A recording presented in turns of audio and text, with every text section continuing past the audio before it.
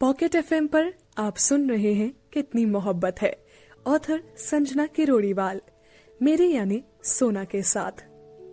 अक्षत को लॉकेट देकर मीरा वापस अपने कमरे में आ गई।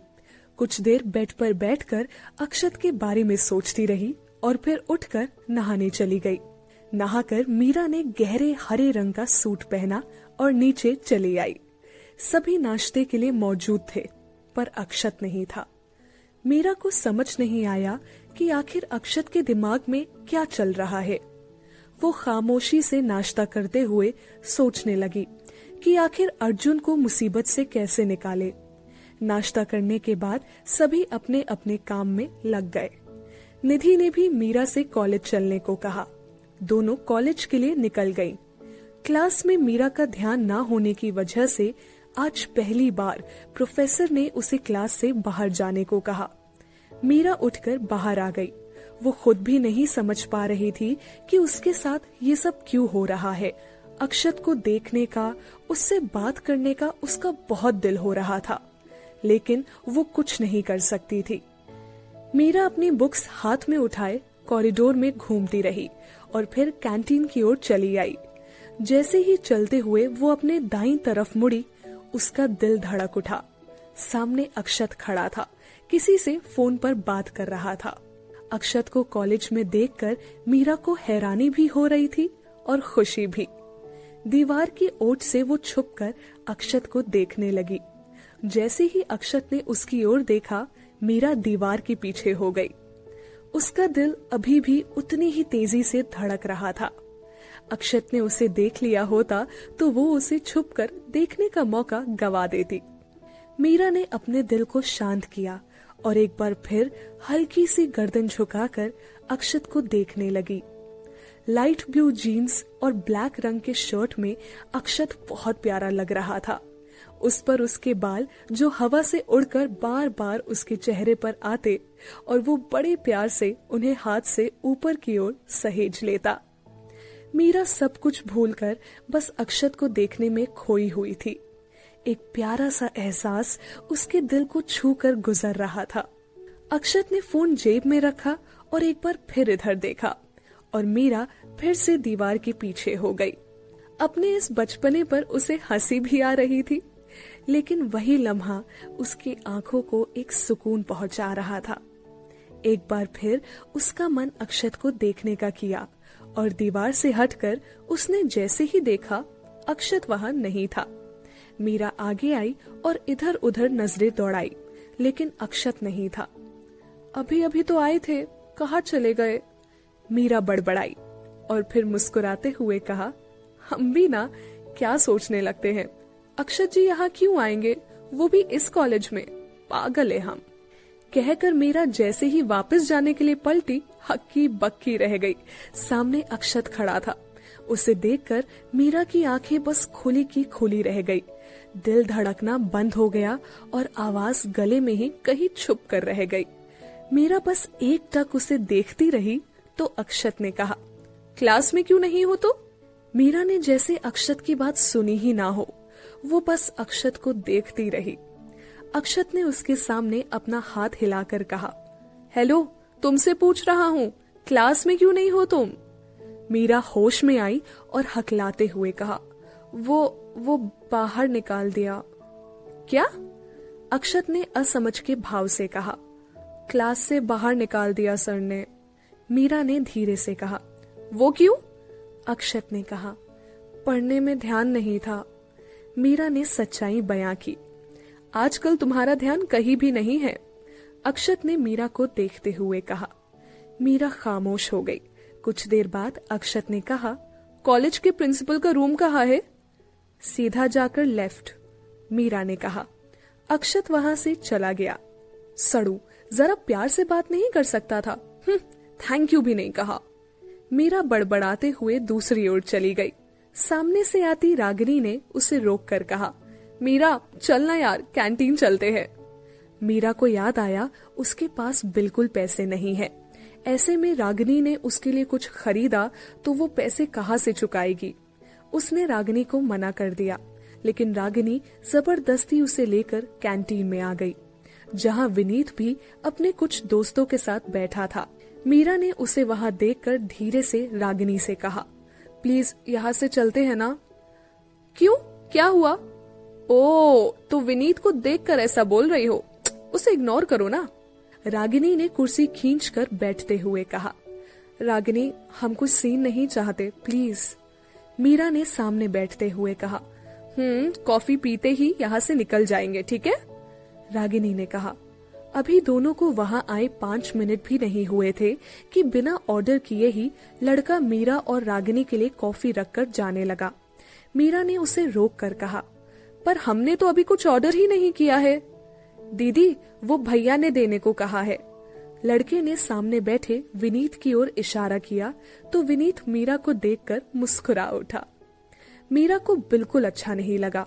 उसने रागिनी की ओर देखा और कहा, हमें ये सब नहीं चाहिए, उन्हें वापस करके आते हैं।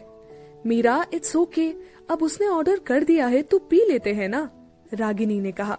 नहीं रागिनी, हम नहीं पी सकते, कहते हुए मीरा उठी और दोनों कप उठाकर विनीत की ओर बढ़ गई। उसने कॉफी के कप उसकी टेबल पर रखे और शालीनता से कहा, हमें इन सब की जरूरत नहीं है विनीत, हमने पहले भी कहा है कि हमारे लिए ये सब मत किया करो। मीरा जैसे ही जाने के लिए पलटी, विनीत ने उसका हाथ पकड़कर रोक लिया और कहा, सुनो मीरा। सबके बीच विनीत का हाथ पकड़ना मीरा को खल गया। वो गुस्से से पीछे पलटी और कहा, हमारा हाथ छोड़ो। मीरा, मेरी बात तो सुनो। विनीत उठ खड़ा हुआ। उसने मजबूती से मीरा का हाथ पकड़ा हुआ था। हमने कहा हमारा हाथ छोड़ो, मीरा ने उसे गुस्से से कहा, अपना हाथ छुड़ाते हुए। मीरा, मैंने ये इसलिए भिजवाई क्योंकि मैं तुम्हें पसंद करता हूँ, विनीत ने उसे रोकते हुए कहा। हमारे सामने से हटो विनीत, सब देख रहे हैं, प्लीज यहाँ तमाशा मत करो, मीरा ने जाते हुए कहा तो वहाँ बैठे विनीत के दोस्त हंसने लगे। अपनी बेइज्जती होने पर विनीत को गुस्सा आया और उसने मीरा का हाथ पकड़कर उसे अपनी ओर खींचकर कहा, तमाशा तो तुमने बना रखा है मीरा, पूरा कॉलेज जानता है कि मैं तुम्हें कितना पसंद करता हूँ, लेकिन तुम मेरी ओर देखती तक नहीं। आखिर किस बात का घमंड है तुम्हें? पहले साल से अब तक कुत्तों की तरह तुम्हारे पीछे घूम रहा हूँ और तुम हो कि देखो मीरा, प्यार करता हूँ तुमसे, इसीलिए इंतजार किया, वरना तुम जैसी 100 लड़कियां रोज मेरे सामने से निकलती है। मीरा ने जब सुना तो उसे बर्दाश्त नहीं हुआ। उसने खींचकर एक थप्पड़ विनीत को मारा, जिसकी गूंज कैंटीन में बैठे सबके कानों में पड़ी। मीरा ने उंगली दिखाते हुए विनीत से कहा, दूर रहो हमसे, ये आखिरी बार कह रहे हैं। मीरा के थप्पड़ से विनीत बौखला गया और कहा, साली 2 कौड़ी की लड़की मुझ पे हाथ उठाती है।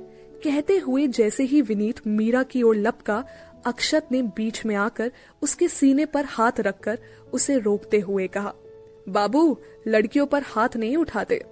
अक्षत को वहां देखकर मीरा हैरान थी। उसने अक्षत के पास आकर कहा, प्लीज चलिए यहाँ से। अक्षत ने जैसे ही मीरा की ओर देखा, विनीत ने एक घूसा अक्षत के मुंह पर दे मारा। उसके होठों से खून निकल आया। अक्षत नीचे जा गिरा तो विनीत हंसते हुए कहने लगा, मीरा, ये बचाएगा तुम्हें जो मेरे एक मुक्के से जमीन चाट रहा है। मीरा की आंखों में आंसू आ गए। उसने अक्षत की ओर देखा। अक्षत उठा, जैकेट पर लगी धूल झाड़ी। अक्षत विनीत के सामने आया और कहा, इसे तो मैं बचा लूंगा, तू अपनी सोच, तुझे मुझसे कौन बचाएगा। विनीत जैसे ही आगे बढ़ा, अक्षत ने उसे पीटना शुरू कर दिया। अक्षत का गुस्सा देखकर मीरा कांप गई। जिस तरह से अक्षत उसे पीट रहा था, लग रहा था वो विनीत को मार ही डालेगा। विनीत के मुंह से, नाक से खून बहने लगा था। वो नीचे जा गिरा। अक्षत ने दोनों हाथों से उसका कॉलर पकड़ा और दांत पीसते हुए कहा, आइंदा से अगर उसे हाथ भी लगाया तो तू इस कॉलेज में दिखाई नहीं देगा। अक्षत ने उसे छोड़ा और मीरा के पास आया। डर मीरा के चेहरे पर साफ दिखाई दे रहा था। वो फटी आंखों से अक्षत को देख रही थी। अक्षत ने मीरा के गालों पर आए आंसुओं को अपने हाथों से साफ किया और कहा, कुछ नहीं हुआ है, आज के बाद ये तुम्हें परेशान नहीं करेगा। मीरा बस अक्षत को देखती रही। उसके मुंह से कोई बोल नहीं फूटा।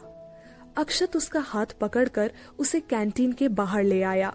विनीत के दोस्तों ने उसे संभाला। चूंकि गलती विनीत की थी, इसीलिए ये बात कैंटीन तक ही सीमित रखना सही समझा। कैंटीन से बाहर आकर अक्षत ने मीरा का हाथ छोड़ दिया और कहा, बी स्ट्रॉन्ग, इसके जैसे लोग जिंदगी में बहुत मिलेंगे, उनसे सामना करना सीखो ताकि किसी की मदद की जरूरत ना पड़े। मीरा को जैसे अक्षत की आवाज सुनाई ही नहीं दे रही थी। उसका ध्यान तो अक्षत के होठ पर लगी चोट पर था। मीरा ने अपने दुपट्टे के किनारे को पकड़कर अक्षत के होठ की ओर बढ़ाया तो अक्षत ने पीछे हटते हुए कहा, क्या कर रही हो, सब देख रहे हैं।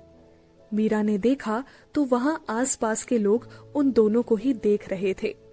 मीरा ने अक्षत का हाथ पकड़ा और उसे साइड में लेकर आई। यहाँ कोई नहीं था। मीरा ने अक्षत के होठों पर लगा खून साफ किया। ये करते हुए उसे अक्षत का दर्द महसूस हो रहा था। अक्षत ने अपनी आंखें बंद कर ली। मीरा को लगा उसे दर्द हो रहा है। सोचकर उसने धीरे से चोट वाली जगह फूंक मारी। इस पल में दोनों एक दूसरे के बेहद करीब थे। अक्षत ने अपनी आंखें खोली और मीरा की आंखों में देखता रहा। मीरा अक्षत से दूर हुई और कहा, आपको इन्हें इस तरह मारना नहीं चाहिए था। तुम्हें लगता है बिना मार खाए उसे अक्ल आती? अक्षत ने एटीट्यूड के साथ कहा। मीरा ने कुछ नहीं कहा तो अक्षत ने कहा, मैं चलता हूँ। अक्षत जैसे ही जाने लगा, मीरा के दुपट्टे का हिस्सा उसकी घड़ी में फंस गया और मीरा भी उसके साथ साथ चल पड़ी। अक्षत रुका और पलट कर कहा, मेरा पीछा क्यों कर रही हो? कहते हुए उसने जैसे ही अपना हाथ उठाया, उसे खुद ही अपने सवाल का जवाब मिल गया। हम निकाल देते हैं, मीरा ने अक्षत का हाथ नीचे करते हुए कहा। मीरा ने अपना दुपट्टा निकाला और कहा, जल्दबाजी में किया काम सही नहीं होता है, इंसान में सब्र होना बहुत जरूरी है। कुछ जल्दबाजियां खूबसूरत भी होती है। अक्षत ने मीरा की आंखों में देखते हुए कहा और चला गया।